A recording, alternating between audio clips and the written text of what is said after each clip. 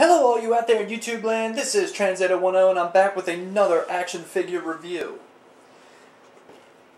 If you don't know by now, the Power Rangers Super Megaforce line has been released and is starting to be, the first initial waves are starting to appear in stores nationwide. Now, I am not really interested in Super Megaforce. Now, I will be awaiting the Legacy War with the return of Tommy the Green Ranger, but the Megaforce line isn't something that I will be collecting. No, my money will probably be tied up in bills, and whatever money I can afford to spend on stuff will most likely be on the Legacy items, which I feel are more or less worth my time and money. Now, not necessarily to say that that is against you guys that do collect Super Megaforce. You go on and collect it. It's just not my thing. But I did find something in Target, on clearance by the way. Now this is a brand new toy and I got it for $11.88 at Target. Crazy, huh? But because it does represent Mighty Morphin, I had to pick it up. And because he is going to be returning in the Legacy War at the end of Super Megaforce, I find it fitting. Tommy the Green Ranger, the armored Mighty Morphin Green Ranger. Now this continues a sub-series of the Super Megaforce line, the armored Power Rangers series. And so far what has been released, of course, was Jason the Red Ranger, which I've already reviewed, Tommy the White Ranger, which I'm still trying to locate, and the blue and red armored Megaforce Rangers. And I think there is a armored Super Megaforce Red Ranger on its way. Now first off, let me just say that this is a wonderful packaging. I really do love the red color scheme on the trims. There isn't as much silver, isn't as much drab colors that were on the original Red Ranger box. And you can clearly see the Green Ranger figure in all its glory. On the side of the box, we do have we do have the figure posed and it's holding the Dragon Dagger. On the back, we have another product description, of course, with all of the Ranger keys that are also available. For those of you who are interested in Ranger keys, and a picture of the red Megaforce Ranger. A little product catalog of everything that will be available, and of course we have the accessories list. Another standing pose of Tommy here, and then of course on the very bottom or top of the box there is a really cool profile shot of pretty much not every Red Ranger, but a collection of different Red Rangers. Let's end this box review and start with the actual figure itself. This review may be a little short just because it does seem to be that there's not really that much of a difference between this figure and what's already been released. So, just sit back and we will be taking a look at Tommy the Green Ranger. Oh, you have got to be kidding me. Why? Why do they feel the need to do this? This is pathetic. This is worse than twist ties. Twist ties are easy to remove. This, not so much. Luckily, you can remove each figure's hand to get, to remove the arms. But gosh, this is just so pathetic. And then I have to go and do the same thing with the feet. This is worse than twist ties.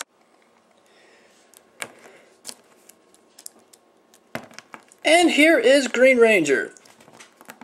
As I said, there's really not much to this guy that we haven't seen before. The only thing really different is the head sculpt, which looks a little too small compared to the body. And then, of course, the belt buckle. A little bit close up. There you go. That's pretty much it. Everything else has been reused from Red Ranger, White Ranger, and the subsequent Megaforce and most likely Super Megaforce Rangers. There is nothing really new to this guy. He has the same articulation. The head, which can go 360, though why you would want it to, you sick freaks. He has the shoulder articulation that can go slightly up and down and 360. He does have that little bicep swivel, which allows it to go 360 that way. The traditional elbow joint. This could be considered a joint, but since it's removable for transformation, you can count it as articulation as well. And then, of course, you know, that usual flexy wrist that goes up and down in 360. And then, of course, you know, the actual wrist itself can actually go 360. But the more and more that you remove this hand joint, the less and less this articulation can be used, in my honest opinion. He does have that cool little ab crunch joint, which I think is a lot better than the Mattel, you know, horseshoe-looking joint that just ruins the integrity of each and every sculpt that they do. But I digress. And he has a little cool little rocker and slightly waist that goes 360. But that rocker joint is pretty cool. For if you want to do them little Elvis hips. He has the hip joint, but unfortunately he can't do that many crouching positions because of this little annoyance, this little flexy little thigh muscle. Because it's sculpted onto the actual thigh, it makes articulation for that a little difficult, but it can be done. And then, of course, he has the flexy knee joint, trusty knees. And this can go 360 as well, and he does have the ankle joint. No rockers, no toe articulation. This is pretty much what you get. But it's still a lot of articulation compared to most figures. So, you gotta give credit where credit's due. Paint application is actually surprisingly well done. Most of these figures, especially in the 6 and 7 inch scale, mainly the 3 and 3/4 inch scales, usually paint can be an issue.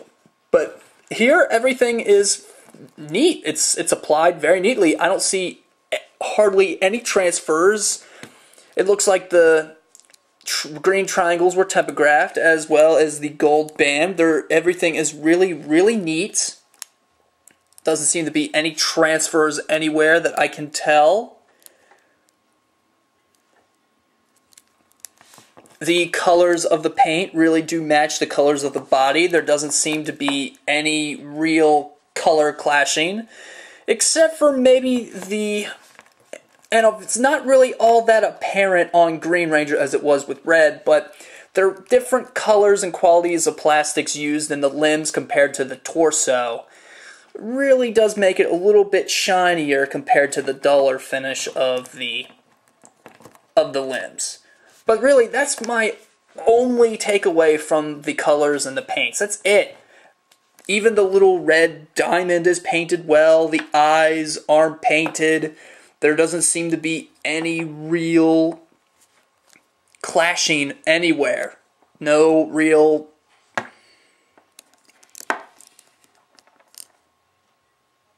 The sculpt itself could be a little... I don't know, he just seems a little too happy, in my opinion. It's definitely worn on me, but looking at this guy the first time on the pegs, it did wear on me a little bit. But since he was on clearance, I picked him up anyway.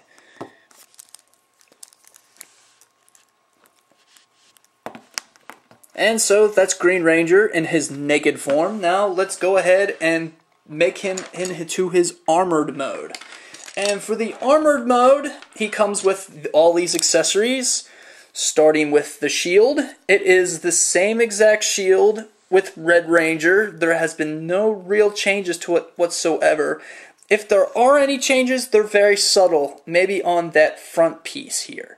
But other than that, it doesn't really look like they've done much to it. So we'll see if it fits well or not compared to Red Ranger. Although I never really had any problems with my Red Ranger, but there have been problems. And then we have the armbands, very suitable for Green Ranger. Extra hands. And then, of course, his traditional weapon, the Dragon Dagger. The Dragon Dagger is, of course, very nice, neat little accessory. just a nice little carryover from the Armored Red Ranger. The only coloring, except for the black plastic, of course, is the gold coin with the the dragon's foot, I guess, symbol, or dragon's fire, I can't remember what it was called, and the green accent on the blade. That's it. Just a nice little carryover from the Red Ranger. Now to transform this guy, you want to first pull off the hands. Well, pull off the forearms, I should say. And then you want to take each little little armband and then slap them right on. You want to make sure that the mold lines are facing the inside and that they are facing this way and not this way. And then for the shield, what I tend to do is put the front shield on first. That way,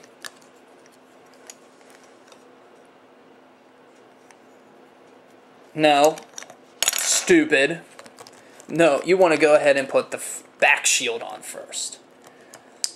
Because that's what it tells you in the instructions. And that's what I did in my Red Ranger video, if memory recalls. Make sure everything's all lined up nice and tight. And then go ahead and snap on the back shield. Making sure every painstaking hole is there. And then just snap into place. Snap into place. And there we have it, folks. We have your Green Ranger. And I gotta say, looking at this, it really does complete the picture. And my fears were realized, much like with Red Ranger, his head is too small. That needs to be bigger. Needs to be wider, needs to be rounder, but otherwise, you know what, this is pretty cool. And because he comes with those little extra fisty cuffs,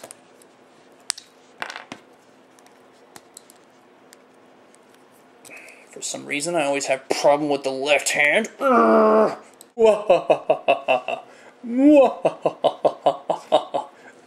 end of the Power Rangers. 6 working together against evil. Or something like that. But of course, y'all just really want to say, can he do the path holding the dragon dagger like the figure art figure? Well, yes and no. Yes, because you can actually kind of get his hand. The trick is to get this together without the figure coming apart around the seams. And then you just go ahead and it sort of works and it sort of doesn't. From top angle, yeah, it kind of looks like, you know, summoned dragon or